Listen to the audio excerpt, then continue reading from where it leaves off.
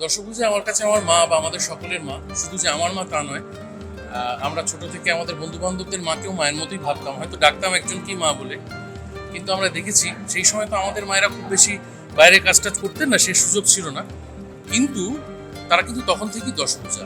আচ্ছা, কোথাও গিয়ে কি মনে হয় যে দশভুজা টাইটেলটা শুধু মেয়েদের মধ্যেই সীমাবদ্ধ না থেকে সেটা না, সেটা আমার মনে হয় না, কারণ মেয়েদের যা যা ক্ষমতা আছে, তারা যেভাবে সংসার সামলাতে পারে, বাইরের কাজ সামলাতে পারে, আমার পরিচিত কোনো পুরুষকে আমি আজ অব্দি দেখিনি যারা ওই মাল্টিটাস্কিংটা করতে পারে। ফলে women দশভুজা empowerment এর কথাটা, জয়।